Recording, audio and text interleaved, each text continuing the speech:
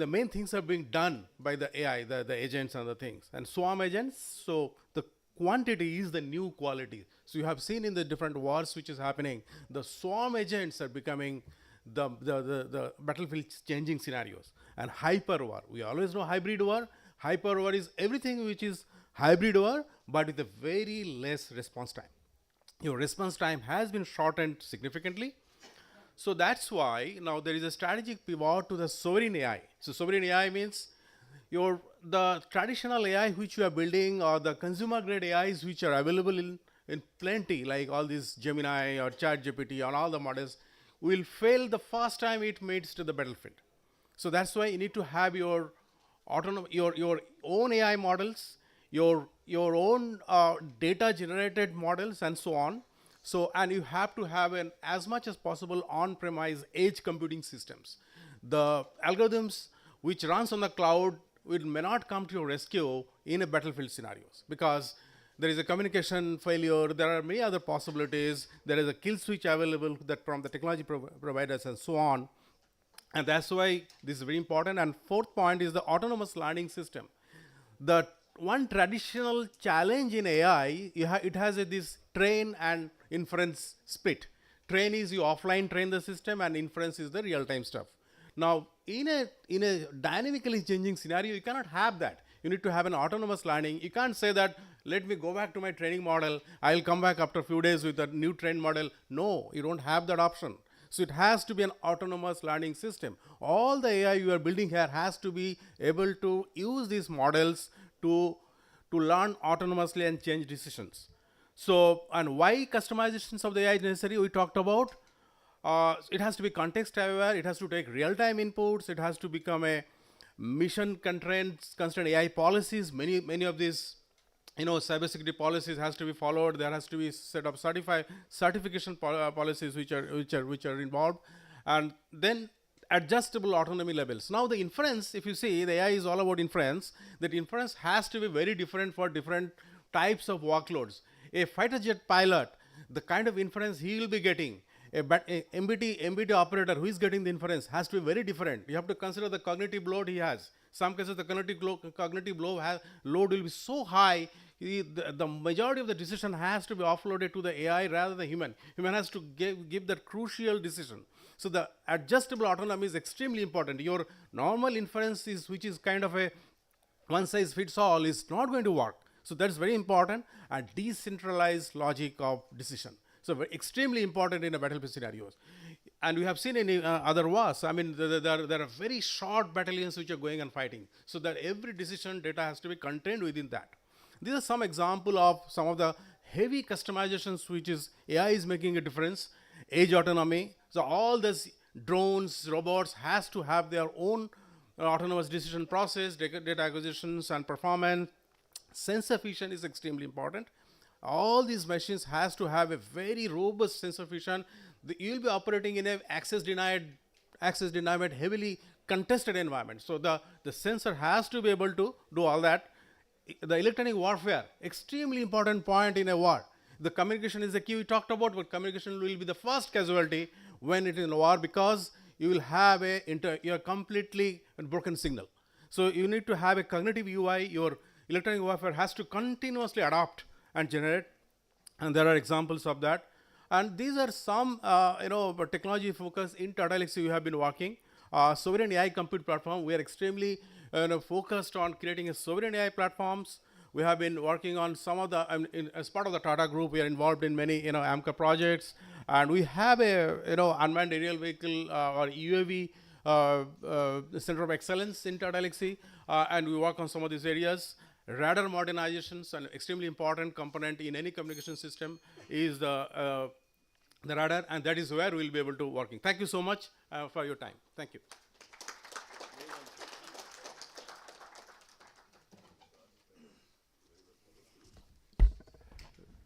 Good afternoon, everybody. My name is Sriram, and it's indeed an honor to be standing and talking about the applications of AI in the armed forces. And we heard a lot of speakers talk in the past about specific applications. As a consultant, I'll take the liberty to zoom out a bit and talk about the role of AI and how things are changing and what we need to be cognizant of.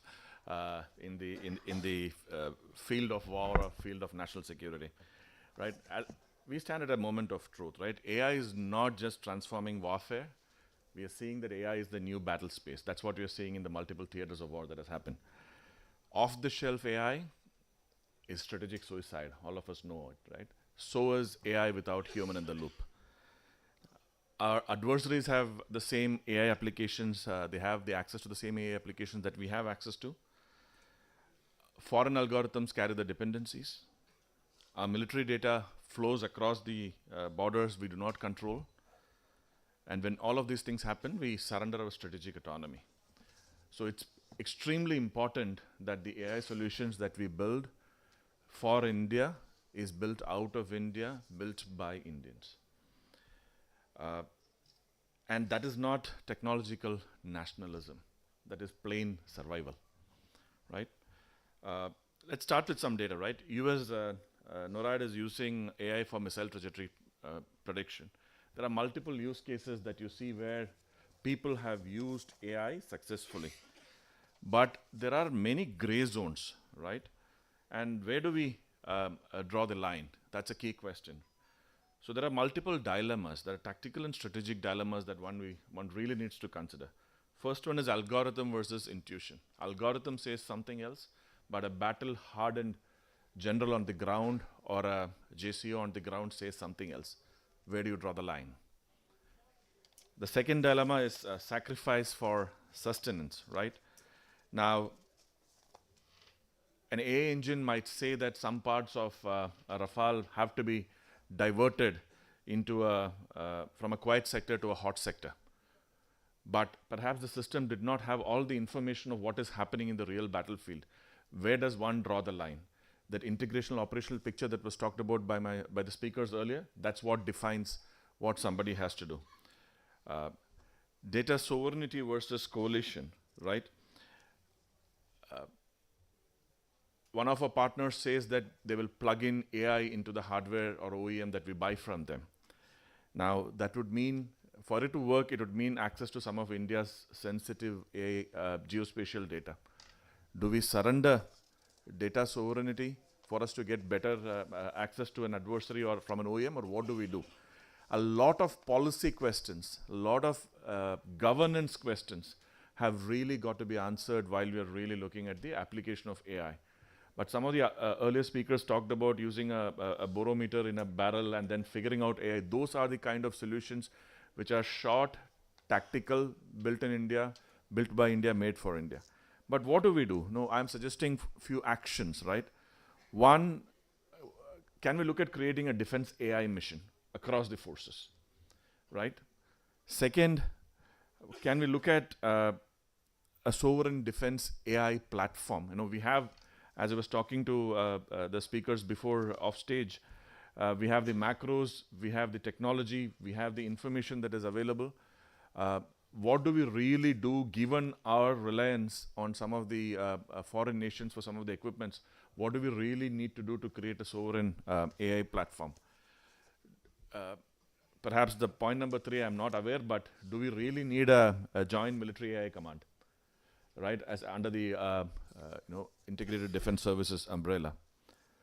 And most importantly, within the armed forces, do we create an AI warriors program? People who are as adept on the ground, as adept on using the equipment, are equally adept in leveraging AI and the technology. So where do we draw the line? And lastly, where do we really focus on a public and private partnership for Defense 2.0? We have an extremely strong innovation ecosystem that's available in India. What do we do? How do we build offensive AI capabilities? A lot of these things that we're now talking about is about, I heard a lot of conversation on defensive AI capability, but what do we really do in terms of offensive AI capabilities? And most importantly, how do we govern and do an oversight on all of these things? End of the day, it's machine versus human. It has to become machine and human coexisting at the theaters where even a split-second decision can mean a victory or a loss or between life and death. So the question before us is quite existential. Will India be an AI rule maker for defense, or will we be a rule taker? All the conversations that I've had so far off stage point that to the direction that we are being the rule maker here. There is a lot more directional, winds favoring us in that particular direction. However, my submission, without compromising on national security, we hear a lot about our adversaries and all the developed nations talking about the use of technology for defense and how technology has helped win wars, etc. Perhaps my humble request and suggestion is to enthuse the youngsters, the startup ecosystem, and everybody. We should also start talking about some of the good things that we are leveraging technology for in some of the battlefields that we are doing. But we have certain advantages that nobody possesses, right? We are the largest software pool. We have the operational experience, as was told, in the most adversarial climatic conditions. But most importantly, compared to some of our adversaries, we have democratic values that can build ethical AI frameworks, which perhaps our adversaries cannot even fathom. So, in summary, I would like to say that, we have seen a lot of our armed forces performing those ultimate sacrifices in multiple terrains. Their sacrifice teaches us that technology without warrior spirit is hollow. But warrior spirit without technology in the modern battlefield is a tragedy. So our Jawans, our sailors, our airmen, our citizens, all of us deserve the AI that protects them. And our duty is clear. We must act decisively, urgently, and strategically. And in conclusion, I would like to say that the future is not predetermined, especially in the world of AI. It's ours to code, to train, and deploy so that we can win in the battlefield and off the battlefield. Thank you for your time. Jai Hind. Thanks all speakers. I must say, the TED Talk of 10 minutes was beaten by delivering such insights within 6 minutes. We have time for 2 quick questions. Yeah, I saw a raised hand. Sir, up. Yes. Hello, hello. Hello, hello. Huh. The person who submitted this research idea, have they taken the ethically, legally, and accountability? Who will be the accountable for the different layers? Because this is the security point. Sir, may I have your name, please, and the organization? Myself, Christian Bhatt, I belong to Tata Consultancy Services. Okay. But today I am joining this session as an audience, sir. Right, sir? So my request, this is a security point for the concern for the entire India. Have you taken before submission ethic and the sentiments legally and accountability? Who will be accountable? You are giving this a private and government partnership, but the chaining and accountability has been given there. This is the main thing. Who will be accountable for that? Fine, sir. We have seen many scenarios, as we have heard from the newspapers, etc. There is a lack of the security.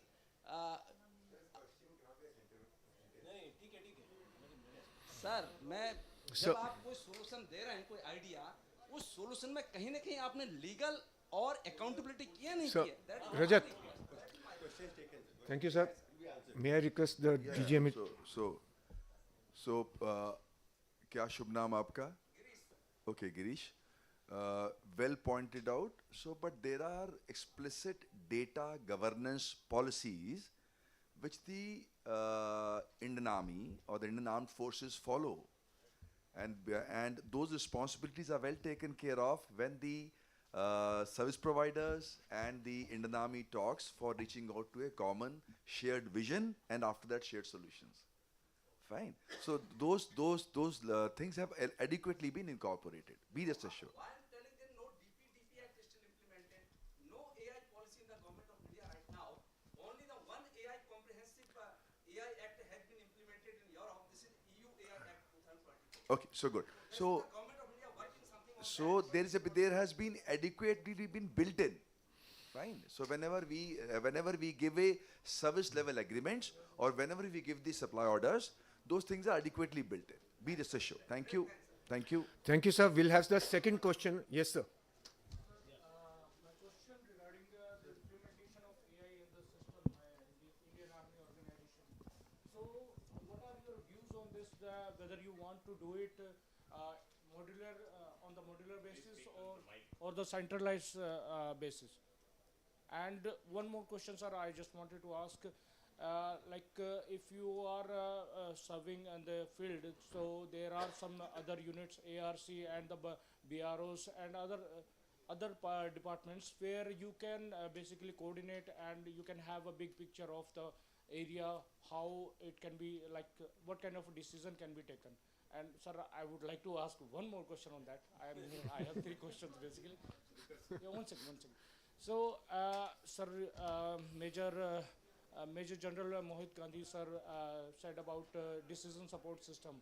So, what kind of difference will be there? How reliable we are taking it? How much we are considering? What kind of percentage we are? Okay, good. So we will, since the time being the constraint, so some more questions, we can take it one or two more questions, then we can give the answer correctly. Sir, the We'll next take one or two more questions, then we'll do that. Okay. next session is team is sir already there. trying to come. Okay, so we'll take this. one more question and we'll give the answer. Okay, the gentleman in the black jacket.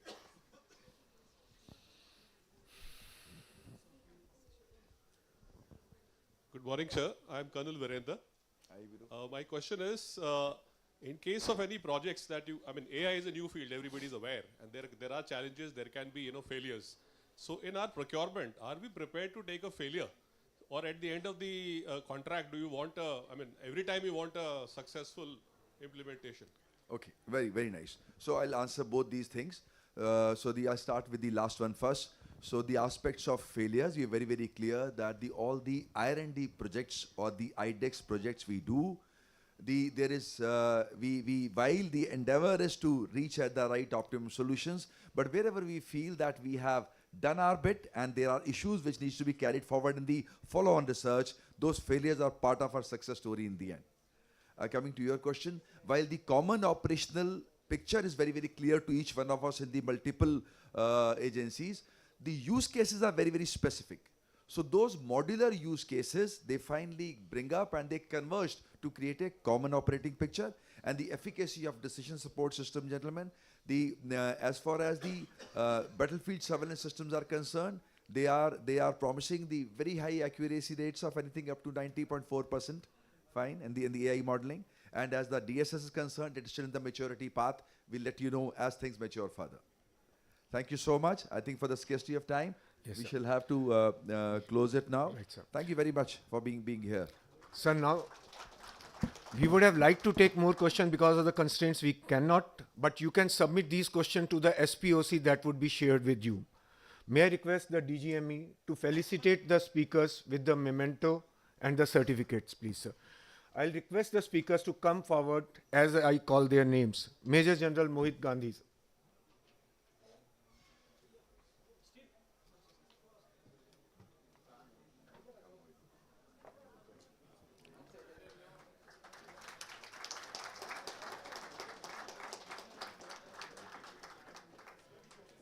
Major General Shivendra Kumar Bhattacharya. There is a photograph of the group that was taken just at the beginning and that is also being presented.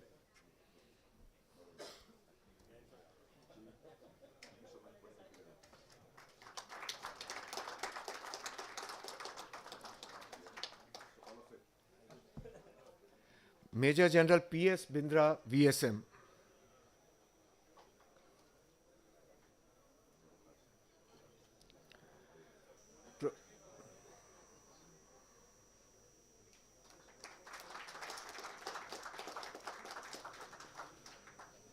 Professor Shashi Kumar.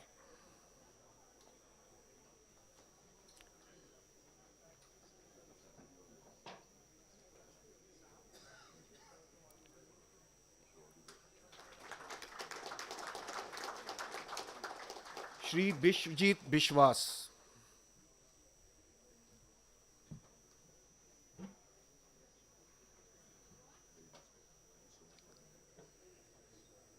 Shri Anantha Sainam. Sainam, sir. Anantha Sainam, sir.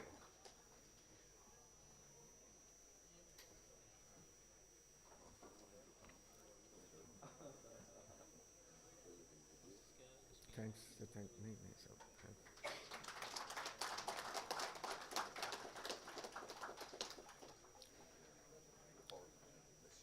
Thanks, speakers, for the insightful session and audience for this energy and enrichment. Just last one line, let's resolve to take these wonderful ideas and recommendations from realms of concepts to implementation. Thank you. Jai Hind.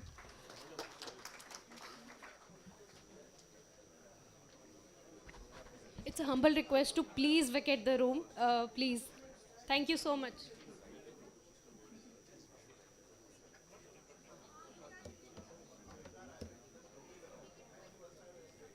These presentations have to be deleted. The presentations will be deleted.